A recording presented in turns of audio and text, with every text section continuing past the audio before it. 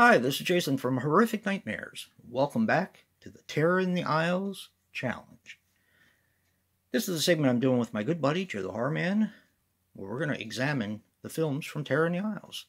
Not just the theatrical cut, but the television cut as well. Today we're going to be talking about The Thing with Two Heads. The Thing with Two Heads is a 1972 film, 1 year after I was born, and it runs 91 minutes. Now this is written and directed by Lee Frost, who passed away on May 25th, 2007 at the age of 71.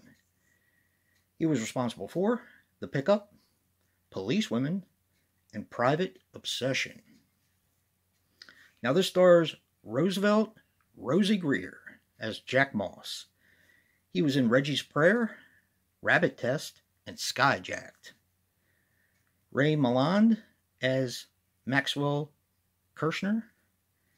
He passed away on March 10th, 1986 at the age of 79.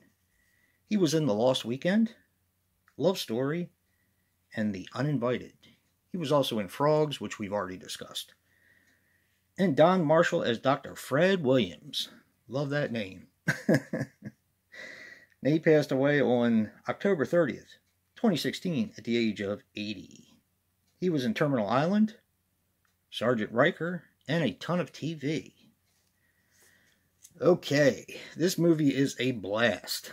It's a bit dated, and it's not really PC, but it is a lot of fun. Okay, we have our doctor, who is Dr. Maxwell Kirshner, who runs the Kirshner Transplant Center. Now, he is a brilliant doctor, but he's also a bigot. Now, he is in very dire health. So, he's trying to figure out how to transplant a second head onto a body. Now, he's successfully done this with a gorilla and successfully removed it as well. So, as his health is failing, he decides that he needs a body, that he only has maybe 48 hours to live. So, his team goes and patrols the jails to see if someone wants to donate their body to science that is on death row. And Rosie Greer, who plays Jack Moss, donates his body. See, he has been falsely convicted of a crime and figures this will give him the time in order to prove himself innocent. By the way, Rosie Greer is a huge dude, and he used to play football for the Chargers. And with a name like Greer, I was kind of wondering if he was any relation to Pam Greer, and it turns out he is her cousin. So that's pretty cool. All right.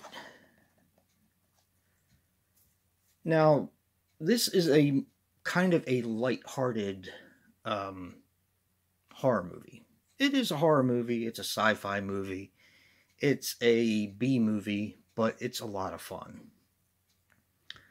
I'm going to get to my relatable recommendation, and surprisingly enough, I don't even have to change the DVD, because it's going to be The Incredible Two-Headed Transplant. Now, this was a first-time watch for me, and I wanted to make sure that it kind of fit the criteria of what I was recommending.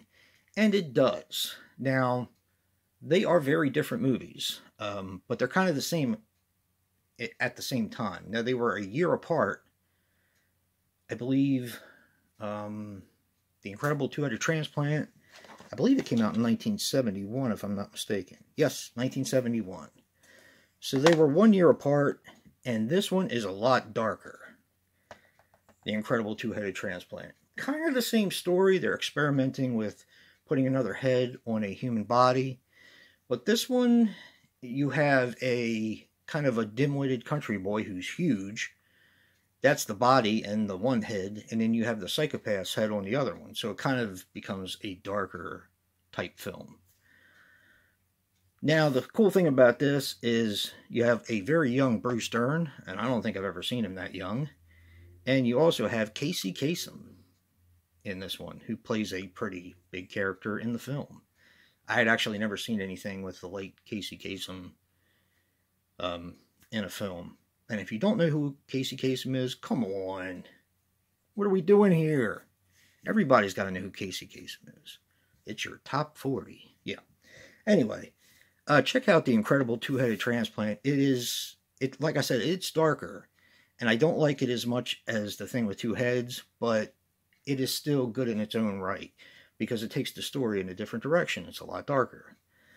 Check out The Thing with Two Heads. It is a lot of fun. Yes, it's not PC. So if actually the N-word, in my opinion, or in my recollection, I don't believe is ever used. He does call him a black bastard a few times, which, you know, is offensive, but it doesn't stoop to lower levels.